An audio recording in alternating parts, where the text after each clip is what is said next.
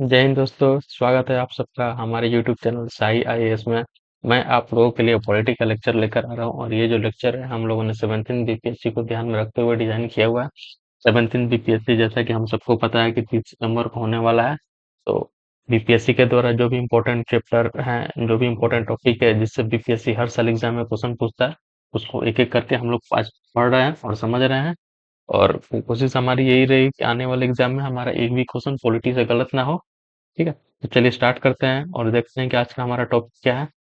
देखिए, आज का जो हमारा टॉपिक है फंडामेंटल राइट, यानी कि फंडामेंटल राइट के क्या क्या प्रावधान हमारे संविधान में शामिल किए गए, कौन कौन से फंडामेंटल राइट है हमारे संविधान ने हमको दिए हुए, ये सब आज हम लोग पढ़ने वाले हैं। चलिए स्टार्ट करते हैं फंडामेंटल राइट से। देखिए, फंडामेंटल राइट जानने से पहले आपको ये जानना चाहिए कि राइट क्या होता है, यानी कि अधिकार क्या होता है। अगर कोई भी व्यक्ति है, कोई भी नागरिक है किसी देश का, उसके क्या क्या राइट्स हो सकते हैं, क्या क्या उसके राइट अधिकार होते हैं। ठीक है, तो देखिए, अगर आपसे कोई पूछे कि राइट क्या होता है यानी कि अधिकार क्या है, तो आप उसको क्या कहेंगे? Rights are reasonable claim as recognised by the society and guaranteed and protected by the law. ठीक है, राइट क्या है? एक रीजनेबल क्लेम है जिसको सोसाइटी के द्वारा रिकॉग्नाइज किया जाता है और उसको कानून के द्वारा गारंटी और सुरक्षा प्रदान की जाती है। ठीक, अगर कल को कोई उठकर कहे कि भाई मर्डर करना मेरा अधिकार है, तो क्या आप मानेंगे कि उसका मर्डर करना, किसी का खून करना उसका अधिकार है, उसका राइट है? नहीं। क्यों? क्योंकि किसी का मर्डर करना सोसाइटी के द्वारा उसको रिकॉग्नाइज नहीं किया जा सकता है। ठीक, और ना ही अगर आप किसी का मर्डर करके आ रहे हैं तो ना ही आपको सुरक्षा प्रदान की जाएगी, बल्कि आपको एक सजा दी जाएगी। अगर आपने किसी का मर्डर किया तो आपको सजा दी जाएगी, अगर आप चोरी कर रहे हैं तो उसके लिए आपको सजा दी जाएगी। ठीक है? तो वैसे क्लेम को हम राइट कह सकते हैं जिसको सोसाइटी में, समाज में जिसको एक्सेप्ट किया जा सकता है और जिसकी सुरक्षा प्रदान की जा रही है। यानी कि अगर आपके घर में चोरी होगा तो फिर आपका ये राइट का यहाँ पे वायलेशन होगा। ठीक है, यानी कि चोरी क्या, अगर कोई चोरी कर रहा है तो वो उसका अधिकार नहीं है। ठीक, अब देखिए, राइट कितने तरह के होते हैं? बहुत तरह के राइट होते हैं। देखते हैं कौन कौन से राइट होते हैं। नेचुरल राइट, ठीक है, क्या होता है natural right? Human right, fundamental right, constitutional right, legal right, political right, civic right, social right and cultural right. ये कई तरह के राइट हैं जो हमें मिले हुए हैं। देखिए, नेचुरल राइट किसे कहते हैं? नेचुरल राइट का मतलब कि नेचर के द्वारा, प्रकृति के द्वारा जो राइट्स, जो अधिकार हमें प्रदान किए गए, उन्हें नेचुरल राइट कहते हैं। जैसे मान लीजिए सूर्य की रोशनी है, ठीक है, तो उस पे तो किसी का अधिकार नहीं है। जब तक सूर्य रहेगा तब तक सूर्य की रोशनी सबको मिलने वाली है। ठीक, तो ये क्या हो गया? नेचुरल राइट हो गया। पानी है, एयर है, इस पे भी किसी का अधिकार नहीं। ये सब क्या हो गया? ये सब नेचुरल राइट हो गए। अब ह्यूमन राइट, ह्यूमन राइट का मतलब क्या हुआ? जैसे मान लीजिए आपने ह्यूमन के रूप में एक जन्म लिया है, ठीक है, तो ह्यूमन के तौर पे जो जो अधिकार है उनको हम लोग ह्यूमन राइट कहते हैं। फंडामेंटल राइट, फंडामेंटल राइट क्या हुआ? जो राइट, जो एक ह्यूमन के विकास के लिए, ह्यूमन के फुल डेवलपमेंट के लिए जो जरूरी होते हैं और जिसके बारे में हमारे संविधान में वर्णन किया गया, उसको हम लोग क्या कहते हैं? फंडामेंटल राइट कहते हैं। कॉन्स्टिट्यूशनल राइट, कॉन्स्टिट्यूशनल राइट का मतलब क्या है? जो फंडामेंटल राइट से अलग है लेकिन उनका वर्णन हमारे संविधान में किया गया है। जैसे वोट देने का अधिकार, ठीक है, ये क्या है? ये हमारे कॉन्स्टिट्यूशनल राइट है। ठीक है, वोट देने का जो अधिकार है क्या है? एक पॉलिटिकल राइट भी है। ठीक, कुछ राइट लीगल राइट होते हैं, ठीक है, सिविल सिविक राइट होते हैं, सोशल राइट होते हैं, कल्चरल राइट होते हैं, यानी कि कई तरह के राइट होते हैं। तो आज जो हमारा टॉपिक है, हम लोग फंडामेंटल राइट के बारे में पढ़ने वाले हैं। चलिए स्टार्ट करते हैं अपने इस लेक्चर को फंडामेंटल राइट के बारे में। देखिए, फंडामेंटल राइट क्या होता है? हम लोगों ने तो समझ लिया कि राइट क्या होता है। राइट एक रीजनेबल क्लेम है, ठीक है, ये हम लोगों ने जान लिया। और फंडामेंटल राइट क्या होता है? ठीक है, the fundamental right are name so because they are guaranteed and protected by the constitution. Fundamental right को गारंटी और प्रोटेक्शन दिया जाता है किसके द्वारा? कॉन्स्टिट्यूशन के द्वारा। यानी कि अगर आपका फंडामेंटल राइट वोलेट हो रहा है, ठीक है, तो संविधान में ये प्रावधान है कि आपके फंडामेंटल राइट की सुरक्षा की जाएगी। ठीक, ये प्रावधान किया गया। आपका फंडामेंटल राइट अगर वोलेट हो रहा है तो आप हाई कोर्ट और सुप्रीम कोर्ट जा सकते हैं, यानी कि आप डायरेक्टली हाई कोर्ट जा सकते हैं अगर आपका फंडामेंटल राइट का वोलेट हो रहा है। अगर बाकी कोई आपका राइट का वोलेट हो रहा है तो आप डायरेक्ट सुप्रीम कोर्ट नहीं जा सकते, आप सुप्रीम कोर्ट में एज ए अपील की तरह जा सकते हैं। यानी कि पहले आप हाई कोर्ट जाइएगा, फिर हाई कोर्ट से जब जजमेंट आएगा, फिर वहां से आप एज ए अपील की तरह आप सुप्रीम कोर्ट में जा सकते हैं। लेकिन फंडामेंटल राइट अगर आपका वोलेट हो रहा है तो आप डायरेक्ट सुप्रीम कोर्ट में जा सकते हैं। आर्टिकल 32 के तहत सुप्रीम कोर्ट क्या कर सकता है? एक रिट जारी कर सकता है। ठीक है, तो जो फंडामेंटल राइट है उसको गारंटी और प्रोटेक्शन मिलता है, कैसे मिलता है? कॉन्स्टिट्यूशन के द्वारा। ठीक है, जो कॉन्स्टिट्यूशन है उसको कस्टोडियन ऑफ द, सॉरी, जो सुप्रीम कोर्ट उसको क्या कहा जाता है? उसको सुप्रीम कोर्ट को कस्टोडियन ऑफ द कॉन्स्टिट्यूशन कहा जाता है। यानी कि सुप्रीम कोर्ट क्या है? संविधान का गार्जियन है, उसका क्या है? उसका संरक्षक है। ठीक है, which is fundamental law of the, constitution को क्या कहते हैं? कॉन्स्टिट्यूशन को हम fundamental law of the land कहते हैं। इसलिए फंडामेंटल राइट, राइट जो कि हमारे संविधान में वर्णन किया गया उसको हम लोग क्या कहते हैं? फंडामेंटल राइट कहते हैं। These rights are considered fundamental because they are essential for the all-round development, dignity and well-being of individual। यानी कि किसी भी ह्यूमन बीइंग के लिए, किसी भी इंडिविजुअल के लिए पूरी तरह से डेवलप करने के लिए, उसकी डिग्निटी के लिए और उसके उसको अच्छे से डेवलप करने के लिए क्या है, ये बहुत जरूरी राइट होता है। इसलिए हम इसे क्या कहते हैं, फंडामेंटल राइट कहते हैं। चलिए फंडामेंटल राइट स्टार्ट करते हैं। देखिए जो फंडामेंटल राइट है वो हमारे संविधान के पार्ट 3 में वर्णन किया गया है। कौन से पार्ट में वर्णन किया गया? पार्ट 3 में आर्टिकल 12 से लेकर 35 तक हमारे संविधान में फंडामेंटल राइट के बारे में वर्णन किया गया। अगर आपसे ये क्वेश्चन पूछा जाए कि फंडामेंटल राइट हमारे संविधान के किस पार्ट में आता है, तो पार्ट 3 में आता है। और ये पूछा जाए कौन से आर्टिकल में वर्णन किया गया, आर्टिकल 12 से लेकर 35 तक फंडामेंटल राइट का वर्णन किया गया। तो देखिए फंडामेंटल राइट हम लोगों ने किस देश के संविधान से लिया हुआ है? तो फंडामेंटल राइट जो है हमारे संविधान में, वो हम लोगों ने अमेरिका के संविधान से लिया, यानी कि यूनाइटेड स्टेट्स ऑफ अमेरिका के संविधान से हम लोगों ने फंडामेंटल राइट को अपने संविधान में शामिल किया हुआ है। ठीक है, देखिए part 3 of the constitution is considered described as Magna Carta of India, यानी कि जो पार्ट 3 है हमारे संविधान को, उसको हम लोग क्या कहते हैं, मैग्ना कार्टा ऑफ इंडिया कहते हैं। मैग्ना कार्टा ऑफ इंडिया क्यों कहते हैं, चलिए आइए देखते हैं। देखिए 1215 में इंग्लैंड के जो किंग थे, जो राजा थे वहां के, जॉन, उन्होंने 1215 में पहली बार अपने देश के नागरिकों के लिए कुछ अधिकार दिए थे, कुछ फंडामेंटल राइट दिए थे। ठीक है, और उसको उन्होंने क्या कहा था, उसको उस समय मैग्ना कार्टा कहा गया था, यानी कि जो अधिकार फंडामेंटल राइट अपने देश के नागरिकों के लिए इंग्लैंड के राजा ने 1215 में दिए थे, उसको उस समय मैग्ना कार्टा कहा गया था। फिर जब हमने अपने संविधान में जो मूल अधिकार शामिल किया, फंडामेंटल राइट शामिल किया पार्ट 3 में, तो हमने भी उसको Magna Carta of part Indian भारतीय संविधान को, उसको हमने क्या कहा, मैग्ना कार्टा कहा। ठीक है, तो आपसे अगर पूछा जाए कि which part of the Indian constitution is called as Magna Carta, तो आपका आंसर क्या होगा, पार्ट 3 होगा। यानी कि पार्ट 3 जो है वो क्या है, हमारे संविधान का मैग्ना कार्टा कहा जाता है। चलिए नेक्स्ट देखते हैं। देखिए अभी हमारे जो मूल अब वर्तमान संविधान, उसमें टोटल कितने तरह के फंडामेंटल राइट है, टोटल 6 तरह के फंडामेंटल राइट है। यानी कि अगर हम बात की जाए ओरिजिनल संविधान की, जो हमारा ओरिजिनल संविधान लागू हुआ था 26 जनवरी 1950 को, उस समय टोटल कितने तरह के फंडामेंटल राइट थे, उस समय टोटल 7 तरह के फंडामेंटल राइट थे। ठीक है, 7 तरह के फंडामेंटल राइट थे, और सातवां कौन सा फंडामेंटल राइट था, यानी कि राइट टू प्रॉपर्टी, यानी कि आपको आपको संपत्ति का भी अधिकार हमारा एज ए मूल अधिकार था। लेकिन 44वां संविधान संशोधन 1978 में, जो 44वां संविधान संशोधन हुआ 1978 में, मोरारजी देसाई की सरकार के द्वारा, उस समय जनता पार्टी की सरकार थी हमारे भारत देश में, उनके द्वारा जो राइट टू प्रॉपर्टी था उसको डिलीट करके, उसको खत्म करके एक लीगल राइट बना दिया गया। पहले राइट टू प्रॉपर्टी क्या था, एक फंडामेंटल राइट था, एक मूल अधिकार था।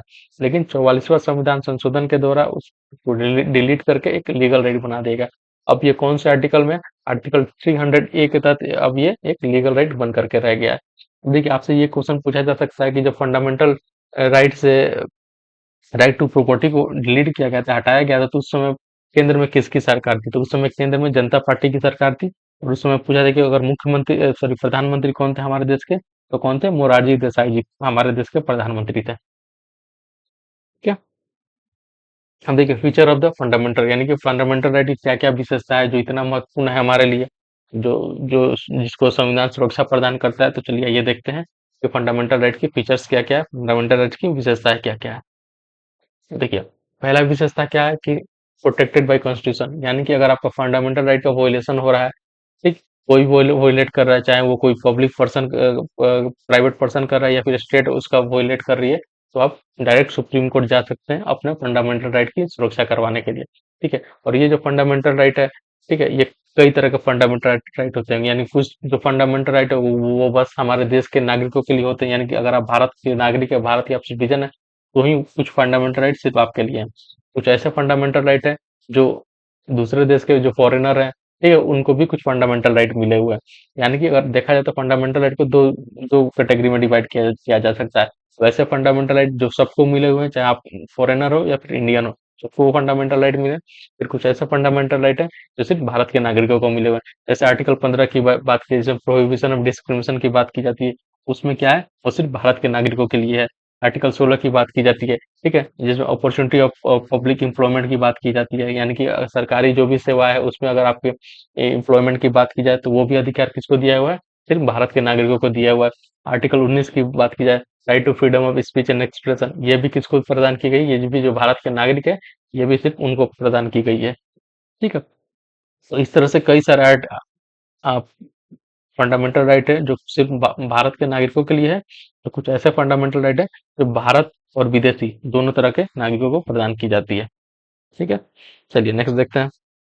नॉट सैक्रोसेंट, परमानेंट और अब्सोल्यूट। अब देखिए ये जो भी फंडामेंटल राइट है ना, सैक्रोसेंट नहीं है, परमानेंट नहीं और अब्सोल्यूट नहीं है। इसका क्या मतलब हुआ? यानी कि सरकार चाहे तो इस पे अपने समय के हिसाब से, जरूरत के हिसाब से इसको बदलाव कर सकती है। ठीक है, इसको खत्म कर सकती है, इसको चेंज कर सकती है, या फिर इसको डिलीट कर सकती है। अगर सरकार चाहे तो अपनी जरूरत के हिसाब से, अगर उसको लगे कि हाँ ये जो फंडामेंटल राइट है इससे अगर ज्यादा प्रॉब्लम आ रही है, तो सरकार उसको खत्म भी कर सकती है। जैसे राइट टू प्रॉपर्टी एक्ट था, तो उसको सरकार ने 44वें संविधान संशोधन के द्वारा उसको खत्म भी कर दिया है। ठीक, तो ये जो भी राइट है हमारा परमानेंट नहीं है। लेकिन हाँ, ये जो भी राइट है, ये अगर वो आपके बेसिक स्ट्रक्चर को वोलेट, अगर आप आपका बेसिक स्ट्रक्चर है हमारे संविधान का, ठीक है, तो आप उसको चेंज नहीं कर सकते, तो आप उसको डिलीट नहीं कर सकते। ये बात हमारे सुप्रीम कोर्ट ने 1973 में केशवानंद भारती जजमेंट में ये बात सुप्रीम कोर्ट ने कही है कि अगर कोई भी फंडामेंटल राइट जो कि संविधान का बेसिक स्ट्रक्चर है, उसको पार्लियामेंट चेंज नहीं कर सकती, चाहे आप संविधान संशोधन करके ही क्यों नहीं चेंज कर रहे हैं। अगर वो बेसिक स्ट्रक्चर होगा तो वो आप चेंज नहीं कर सकते हैं। ठीक, देखिए state can impose reasonable restriction on them, however the reasonability of restriction is decided by the court. यानी कि स्टेट क्या कर सकती है? रीजनेबल रिस्ट्रिक्शन लगा सकती है आपके किसी भी फंडामेंटल राइट पे। ठीक है, चलिए देखते हैं कैसे रीजनेबल रिस्ट्रिक्शन लगा सकती है। ठीक है, किस आधार पर रीजनेबल रिस्ट्रिक्शन लगाया जा सकता है? यानी कि पब्लिक ऑर्डर के आधार पर, हेल्थ के आधार पर, सिक्योरिटी के आधार पर आपके ऊपर रीजनेबल रिस्ट्रिक्शन लगाया जा सकता है, आपके किसी भी मूल अधिकार पे, किसी भी फंडामेंटल अधिकार। जैसे अभी कुछ साल पहले हम लोगों ने देखा था, जब हमारे देश में कोरोना नाम की एक बहुत बड़ी महामारी फैली हुई थी। उस समय क्या था?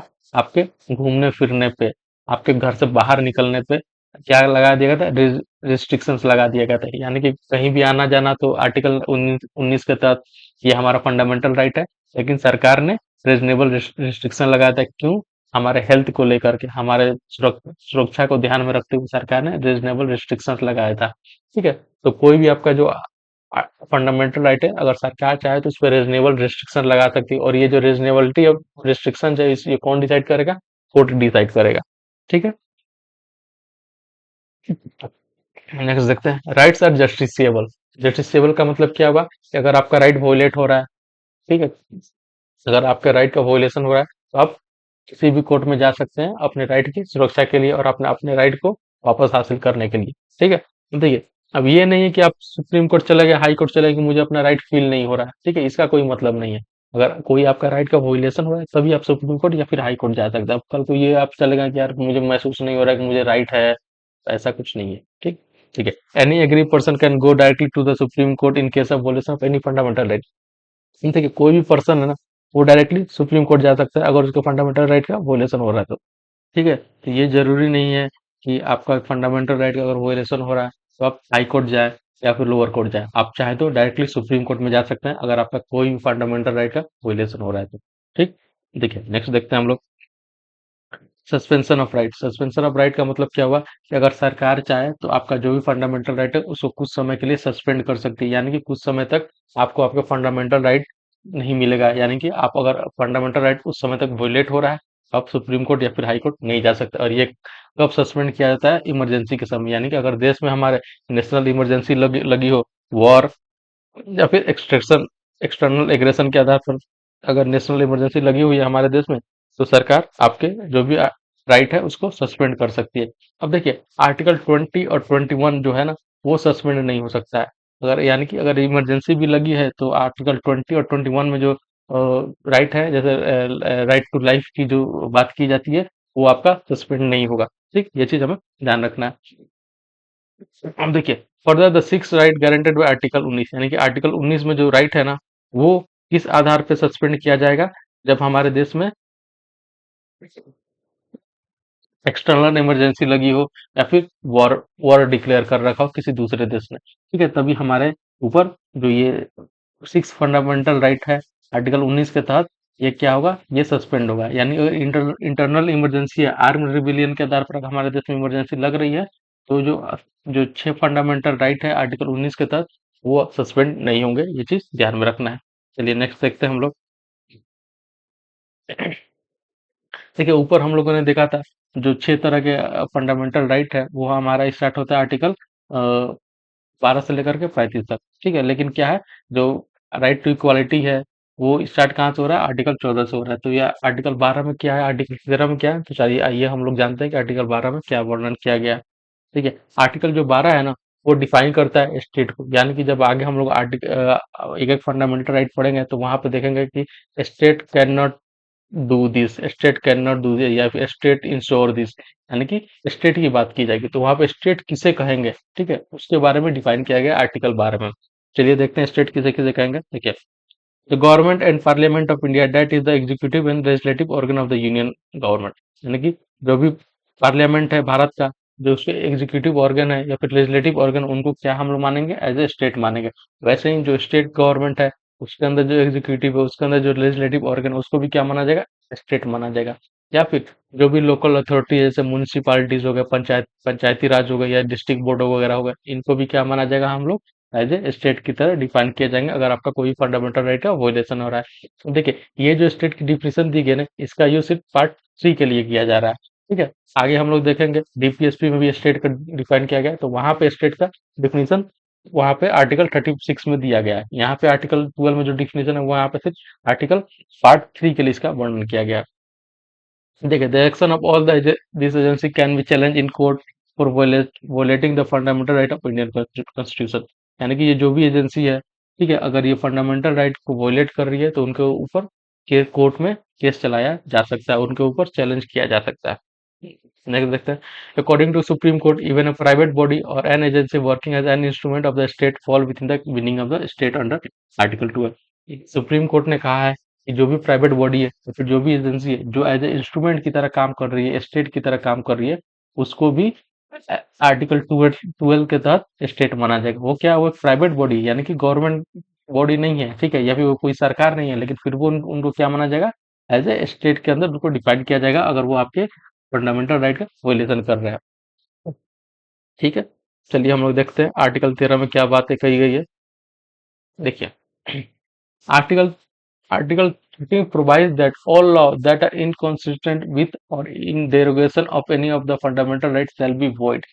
ठीक है, इसका मतलब क्या हुआ कि आर्टिकल 13 में ये बात कही गई, कोई भी कानून अगर आपके फंडामेंटल राइट से असंगत प्रतीत होता है, ठीक है, या फिर यानी कि मतलब अगर वो आपके फंडामेंटल राइट के खिलाफ जा रहा है, अगर वो आपको फंडामेंटल राइट को वॉयलेट कर रहा है, तो फिर आपका जो भी वो कानून है उसको क्या माना जाएगा, नल एंड डिक्लेयर माना, नल एंड वॉइड माना जाएगा, यानी कि वो कानून आपका निरस्त हो जाएगा।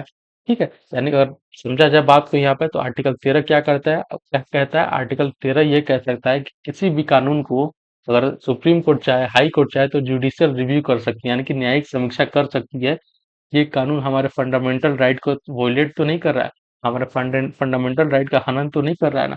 अगर बेसिक अंडरस्टैंडिंग और समझा जाए कि आर्टिकल 3 का क्या है, तो आर्टिकल 3 हमें ये शक्ति देता है कि हम जुडिशियल रिव्यू कर सकते हैं किसी भी कानून का, कि वो हमारे फंडामेंटल राइट का वोलेट कर रहा है कि नहीं कर रहा है।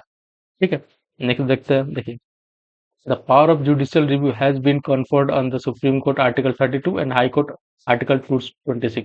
अब देखिए, ये जो जुडिशियल रिव्यू की बात की जा रही है, ये जुडिशियल रिव्यू कौन करेगा, तो हाई कोर्ट और सुप्रीम कोर्ट करेंगे।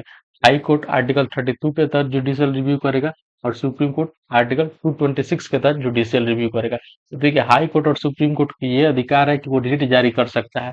ठीक है, फंडामेंटल राइट से संबंधित किसी भी मामले में अगर सुप्रीम कोर्ट और हाई कोर्ट चाहे तो रिट जारी कर सकता है। सुप्रीम कोर्ट आर्टिकल 32 के तहत रिट जारी कर सकता है और हाई कोर्ट आर्टिकल 226 के तहत रिट जारी कर सकता है।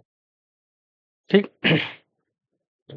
अब देखिए नेक्स्ट देखेंगे हम लोग कि ये जो लॉ की बात की जा रही है कि अगर वो लॉ फंडामेंटल राइट्स के असंगत होगा, इनकॉन्सिस्टेंट होगा, तो उसको नल एंड वॉइड डिक्लेयर किया जाएगा।